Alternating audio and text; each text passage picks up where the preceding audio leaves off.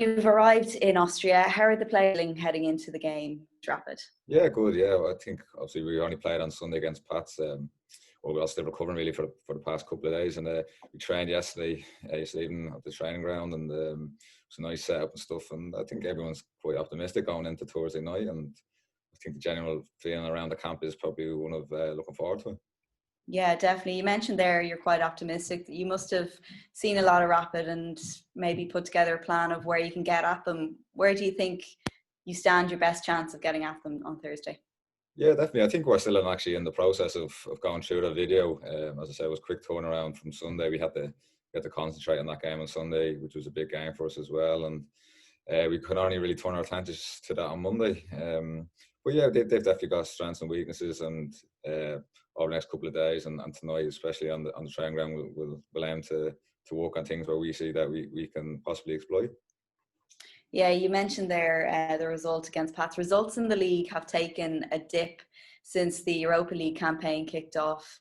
What do you put that down to? To be honest with you, it's a hard one. It's a hard one to pinpoint exactly where we think it's gone. We've prepared properly for all the games, and now they're in between big European games and probably more glamorous games. But at the end of the day, the league is our bread and butter. I mean, we want to make sure that we can get into Europe again next year. There's no point of us going and doing this and getting into the group stage if we don't have the opportunity to possibly do it again next year.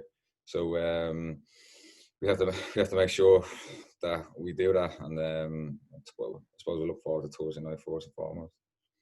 Has it been a real source of frustration that you haven't been able to just put the European qualification to bed in the league so that you can focus on this campaign? Yeah, I think the last couple of weekends in the league, we've kind of said that we would like to get done and put a bed, so to speak. But it wasn't to be. And listen, we've got another opportunity on Sunday. As you said, they're probably not the results we would have wanted. We probably would have given us more of an opportunity to kind of focus more, I suppose, on Europe. And but it wasn't to be, and we just had to focus on what we can actually do now. Yeah, looking back at the Arsenal game, and I suppose that the bit of the kind of regrets from that game, was there a sense of frustration that the goals you conceded, ultimately you were undone by individual errors, they didn't carve you open? Was that a source of frustration within the squad? Yeah, I suppose it probably was. There were a couple of errors that led to the goals. Well, these things happen. I think we gave a good account of ourselves up until then. We were well in the game, and I suppose you look back on the what ifs. If we could have got to half time, even 0-0, it could have been a different game. But like it was a good occasion for us, and as I said, I thought we acquitted ourselves quite well, and we were playing against a top team that were probably looking to get into the top four in the Premiership, so we had to bear that in mind. Looking at the way this Europa League group has shaped up, is 4 points from these two games a must if you're going to have a realistic chance of qualifying from the group? I don't know if it's a must, but I suppose the aim's got to be to get pick up points over the next couple of games, to give ourselves the best opportunity of progressing. They're a good side. You can see in terms of budget wise that I think they're probably miles ahead in that aspect. But on Thursday night, it's going to be 11v11 on the pitch, and it's down to players, I suppose, being brave and confident enough to go and dispatch the game plan that we'll be given. You're one of the players, of course, that was on this journey with the club in 2016. Do you think that stood to you in this campaign? Yeah, maybe so. I think obviously 2016 was a brilliant part in all our careers that were involved in it. I suppose the big difference this time around is it's a different world. There's no fans. You would have missed it.